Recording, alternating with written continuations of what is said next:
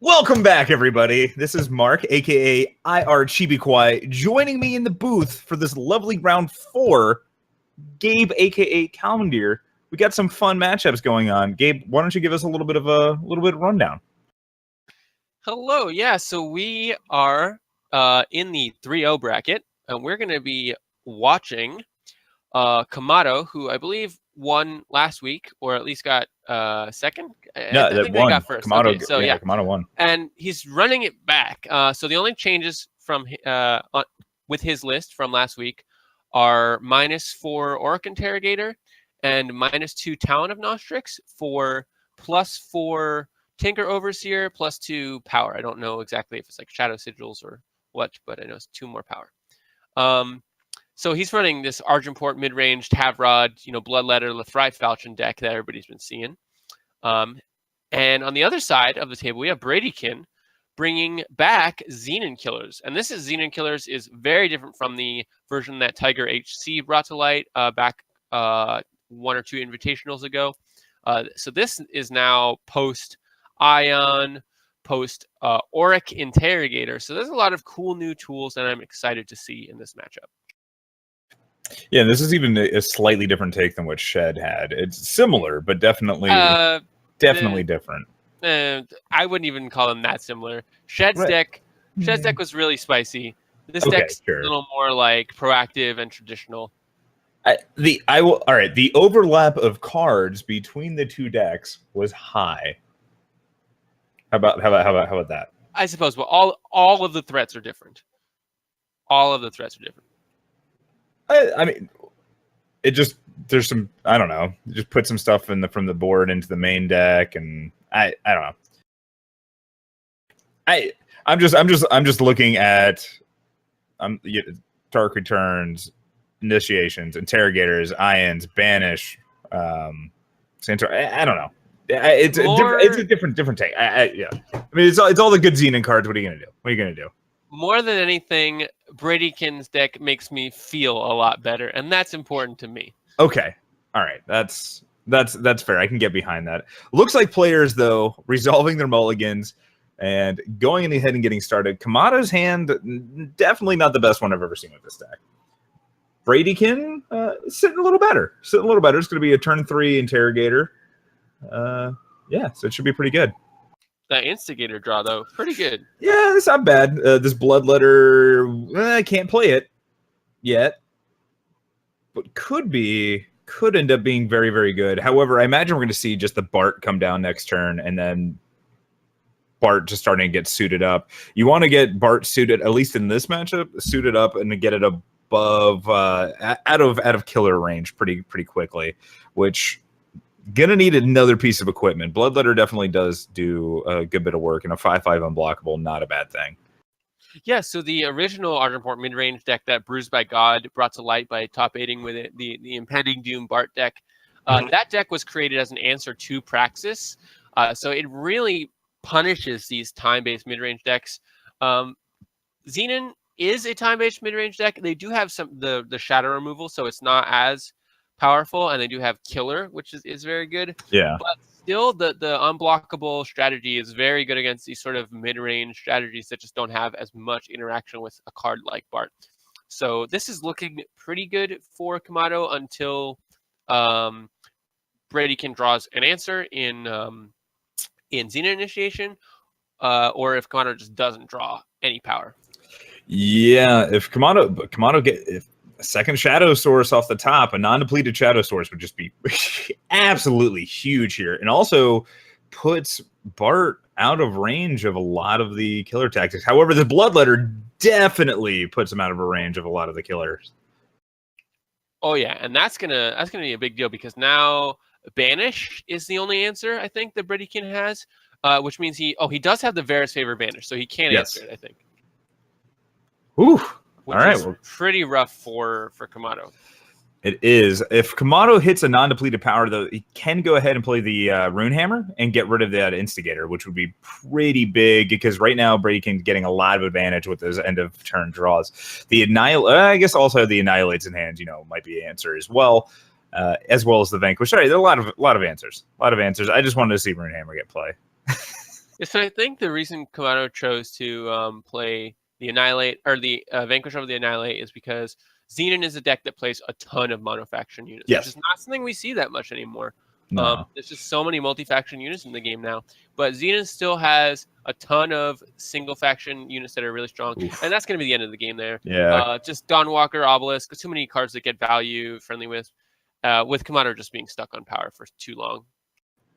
Yeah, for sure. And I'm looking, and yeah, in terms of like that mono-colored creatures, in terms of Bradykin's deck, Ion's the only one, and Vanquish does not actually hit Ion because it's the old 3 power. Yep, that is correct. So you want to hold up that Annihilate since it's the better removal in the matchup since it is fast. Yeah. Yeah. So let's see how these guys are sideboarding. What do we think? What do we think camat0 is doing in this situation? And I'll pay attention to what Bradykin's doing. I think camat0 side, there's a lot of good options, actually. I think all of the cards are pretty good.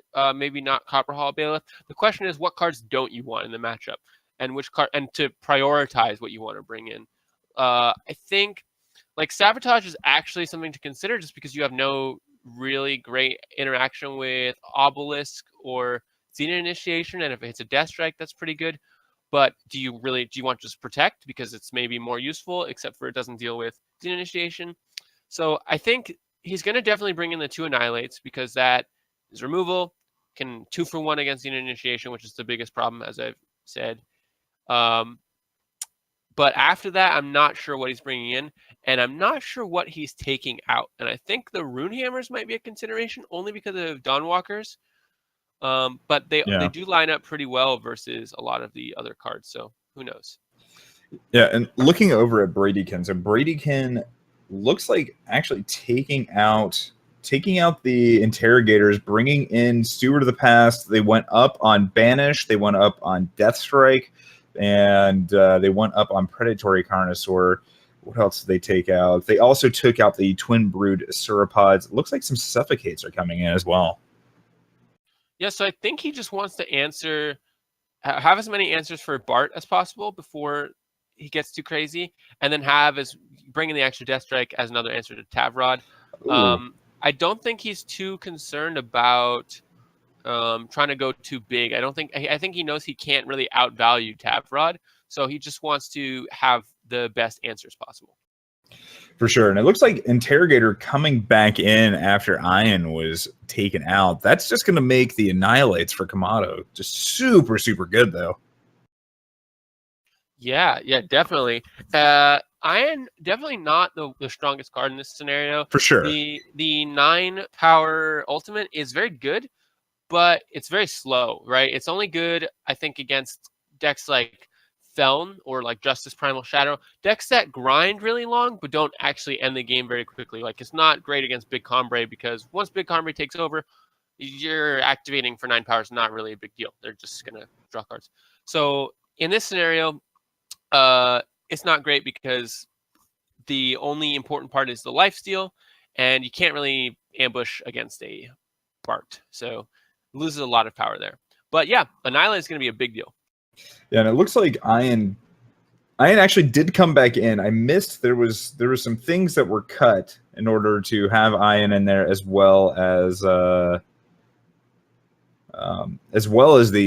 Interrogators. So not entirely sure what was cut at the last minute to make room for that, but all of that is back in there now. It's possibly just wanted Ion for curve reasons. Oh, yeah, I think completely reasonable. It looks like we are in game now. Players are resolving their mulligans. camat0's opener, not the best, not the worst hand I've ever seen, but I think completely manageable, especially if some more power comes in off the top. Yeah, camat0's hand is actually very threatening depending on what he draws, right? Bart, big deal. Impending Doom, big deal. Tavrod, big deal. All of these are really dangerous threats. The question is, can he play them on time? Does he have a weapon for Bart? What threats is he facing down on the other side of the board? Yeah, and that Justice Sigil off the top for camat0, actually very big because it'll let that Diplomatic Seal go ahead and get that second Shadow Sigil. So that camat0 didn't have to choose between, all right, do we want double Justice or do we want double Shadow? Ooh, Xena initiation coming down on the Urgent Instigator, going and taking care of that Bart. Big play. Yeah, and so this is why Xenon has a much better matchup than something like Praxis versus Bart decks, just because they have a one-card answer to the Bart. But here comes the Runehammer. Runehammer really strong right now in the meta because Tavrod gives it so much support and because it gets a lot of targets for it. Yes, this will be interesting. I am curious with Tavrod. Like, why hasn't Felm Control been coming out a bit stronger? I feel like Felm Control probably the best deck to deal with a Tavrod. With oh, just I really like, because I mean just yeah. We'll talk about that later. We'll talk about it later. Yeah. Anyway, Tavrod, we'll talk about it after this match. Yeah, I have reasons. I'll get into them. Oh, and there's a 9/1 Runehammer. All right, that's a thing. Do we just okay? Slay's just gonna come down. I was like, is there a world where you just kind of just jam in for 9? But I actually kind of like Slay there because it gets in 4 damage, whereas playing the Runehammer doesn't get in any damage. Mm-hmm. Well, and you're throwing away. Still have it, yeah. Whereas now he can just play the Runehammer again, deal more damage, or still have removal. Or you could do this. This is also a very solid line when Bradykin is tapped out, and his only answer is Death Strike. And there's a second Runehammer. Oh, he's just taken 8. Okay, going down to 3. Play of power from camat0. This game might be over. Yep. Bradykin just sitting with the 2 annihilates over. And suffocate in hand. Not doing much. All right. So that is 1-1, right?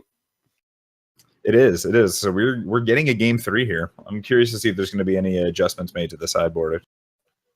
All right. So I think we have just a moment. So I want to hear why you think. All right. Felon Control is good because Runehammer, unless it's being buffed, doesn't kill any of the creatures that Felon's going to be playing. So like it's negating a card right then and there. You also have Death Strike, and you have why can't I? Feeding Time. Yeah, and you also have Feeding Time. You also have Witch Combo. Like you just have like a ton of things that you can kind of start circling around, right? A Witch on its own, just with like a Varus Favor, or just after attacking into a Tavrod, you can post combat. Yeah, like I think there's I just think it's got a lot of answers for a lot of what's kind of going on. That being said, if and the fact that like Runehammer like is still going to go ahead and die to Avara's favor as well. Like I don't know. I think it's stronger than it. People are giving credit for it right now, but it looks like we are in game, and let's see how these fare. Camat0's got a similar hand to last game.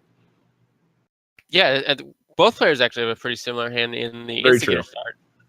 But we got the double Steward versus a single Impending Doom, and then we have removal on camat0 side, a removal and a Bloodletter, whereas Bradykin's just full on threats. How'd you like that trade there? I think so you're saying Bradykin might have wanted to just keep pushing in damage and let that go through? Yeah. Oh, sorry. All right. I got mixed up on whose turn it was. All right, so never mind. That trade made perfect sense. All right. Okay. Moving on. Well, I think it was more complicated than that. Like, it's hard to decide who's the aggressor here because Bradykin definitely, he can't compete with the late game value of Tavrod, but also like does damage slower, so it's kind of all around pretty awkward. As long as he has an answer to Tavrod, he can go long though. I guess my reasoning for why I'd snap block that, right, is because camat0's deck just has a shit ton of weapons that you're trying to play, and yes, it's got a lot of units, but it doesn't always have those units in hand. Like especially since I don't know, I was just jamming this deck a ton, and like whenever my opponents would just get rid of my whatever units I had on board, it was just completely devastating. So I would have snapped the block if I was in Bradykin's position as well. So Bradykin is doing really well on tempo here. He's been able to play threats and remove things in the same turn, sometimes even. And that is putting camat0 really on the back foot here. Yeah. However, this 6/6 Argenport instinct, I was like, I think you just attack in with one Deuter Spank at this point. Yeah, and now that camat0's actually getting down these bloodletters, he's gaining tons of life, which is going to give him a lot more room to breathe. But he's still down to one threat, and he's just got more weapons in the back there. Yeah, and can't attack into the stewarded pass because then it just ends up trading. And so basically, camat0's is drawing towards what, Slay and Annihilate in order to be able to get rid of these. And now Vanquish, now that the obelisk is down. Yes. Which is actually huge. I don't. If I'm I still play it. You play the obelisk. Okay. Yeah, I think camat0's already used. We just saw a Vanquish. Okay, yeah, I think that's fair. Oh, all right. Just try to get that life buffer.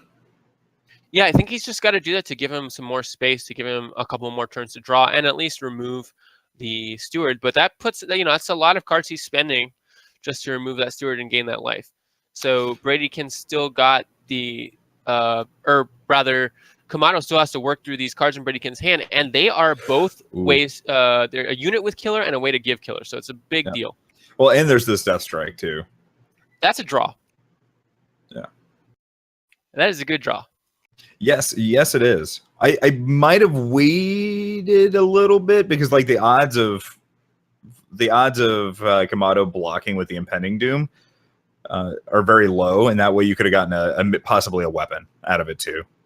That's true, but it's possible also that camat0 brought in Protect, so who knows? I actually really like how this is going. I really like the obelisk in Bradykin's deck because it makes Carnosaur an answer to Tap Rod, which basically, yeah, and so camat0's dead there, just on board, but there wasn't really an out for him. I don't think he's got Harsh Rule. This is not a control deck; it's a mid-range deck, so there's just not really a good answer there. No, not at all. So that's gonna be it for this match. We're checking on some backup matches. Okay, let's see. So that's pretty exciting. We saw, camat0's deck looked super promising. It's basically what he won with last week. And we saw Xenon, a little kind of a out of the meta type deck, taking it down there thanks to mostly having good tempo plays, but killer really was a big deal there.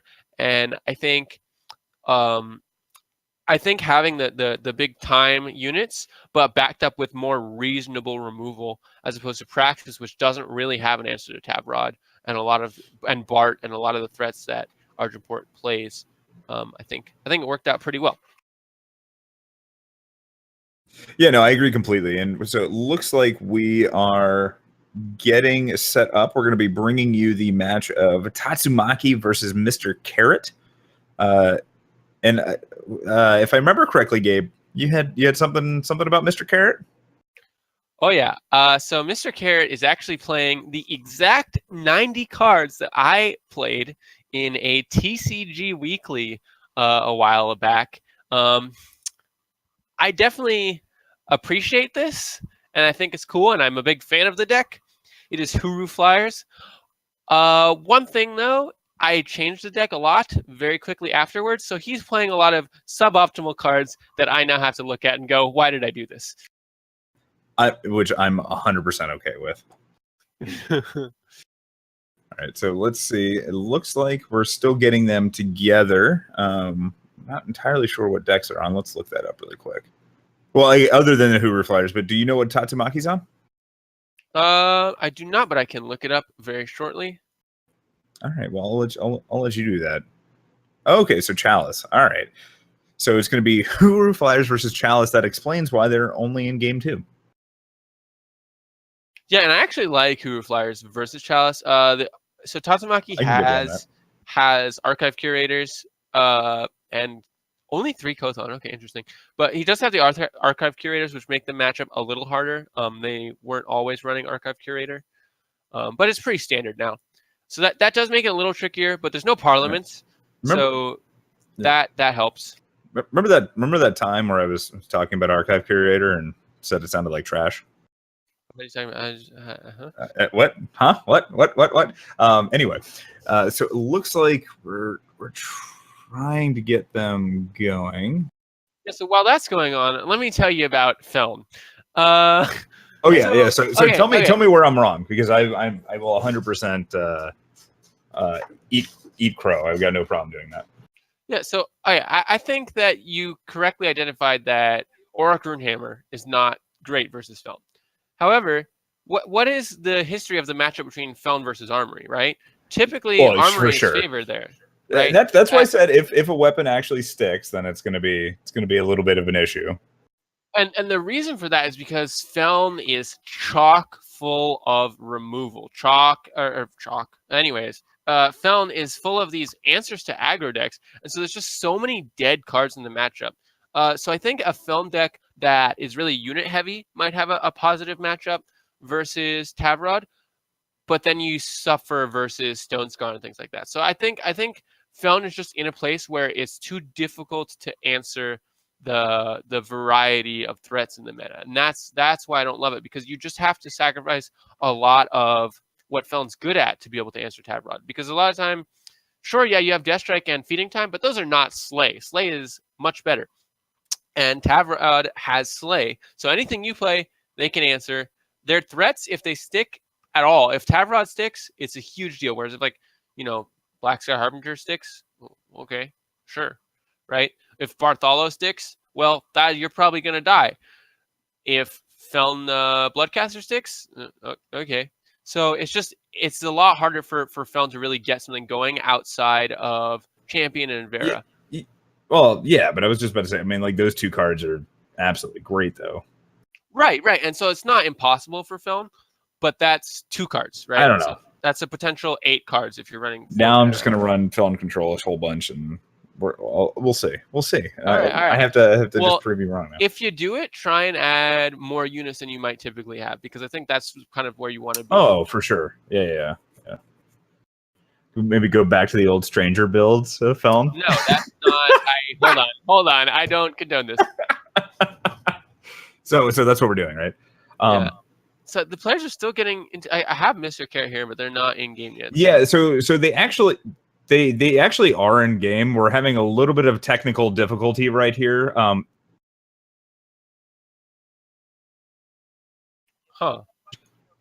Okay. Yeah. So so I think we're gonna. Yeah, you take it away. Yeah, so we're gonna actually we were planning on spectating MrCarrot. For some reason, the game is not even showing us that MrCarrot's in a game, so we're gonna be switching over to Tatsumaki. Unfortunately, that means we will not have a hand cam for this, but we will try to rectify that for game 3. We're just gonna let them go ahead and finish up their game 2. Who won game 1? I am not entirely sure. I imagine we'll be getting an answer from the booth about that in a quick second, but I do have Tatsumaki's game pulled up. So as far as I'm concerned, yeah, as well. Yeah, so then we can go ahead and get this show on the road for them. So Tatsu won game 1. Okay, which is interesting because I actually am with you. I would think that Hoover Flyers has a better would be favored. I mean, it can definitely go both ways. In the board state that I'm looking at here, Kothon looks like it hasn't been activated yet, and there's a Vanquish. So this is going to be pretty difficult, actually, for MrCarrot to deal with. Yeah, so we might not make it into a game 3 here, actually, right? Because you will be able to activate Kothon. Well, they won't be able to activate and Vanquish in the same turn. Yeah. Yes. Unless a non-depleted power comes off the top. But MrCarrot, I wonder what happened to this game, because MrCarrot is out of cards and doesn't really have any reasonable threats. Like, this Vanquish is getting answered. I think it looks like potentially a turn 4 Chalice came down and just Tatsumaki took over the game with card advantage. I'm looking at a dead Sandstorm Titan, a couple Vanquishes, Rune Hammer, and a Wisdom in the yard for Tatsumaki. And then MrCarrot looks like Tatsumaki was just able to answer a ton of threats, because I'm looking at a Cloud Snake saddle sitting on top of a Silverwing Familiar. Yeah. Yeah, it looks like what you just said. Basically, Tatsumaki's just been Yeah. able to answer stuff, and he's had the card advantage to deal with it. And this Kothon is going to be pretty rough. This is going to be 2 big old flyers, and honestly more threatening than what MrCarrot has going on the other side of the board. So I fear that this is going to be over pretty quickly. Yeah, and especially if you just wait a turn to go and pop the Aegis on the Shelter Wing Rider, because then it's just an 0/4 flyer that doesn't actually do anything and dies to both of your flyers. Yeah, I mean, you do have Protect, but that's just, it's not going to be enough when you have 2 units that can block it in the air and trade with it. Yeah, I was about to say, it's still and 2 trade in more worst case. Yeah. So, yeah, because like next turn, I definitely do like the activation of Kothon and the Vanquish. Yeah, so I think for Huru Flyers to win this matchup, you just really want to have a nice, solid curve of 2-drops, and get the aggression going while Chalice is still kind of trying to build up something on the ground, because that's the advantage of Flyers, right? You have all these decks like Feln, Combre, Chalice that have all these great ground blockers and just don't have an answer in the air. Mhm. Sure, your clock is a bit slower than Stone Scar or Skycrag or something like that, but it's more consistent. But here, we just saw the clock get started, I think, a little too late. I think there were just too many answers, probably. You do have access to Protect and a lot of Aegis units, so usually it's not that big a deal. But it seems like Tatsumaki just had the cards this game, and now he's got triple Harsh Rule. I just am not seeing a way out of this for MrCarrot. It's not going to be easy.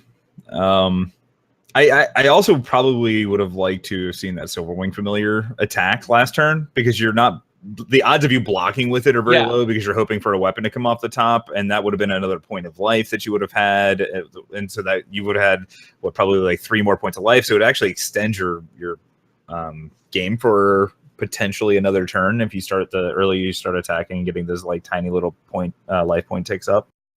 All right, so here's the dream, right? He, in his hand, we can't see his hand. So in his hand, he has Protect. Let's pretend. Okay, it's not. Never mind. The dream's over. The dream is dead.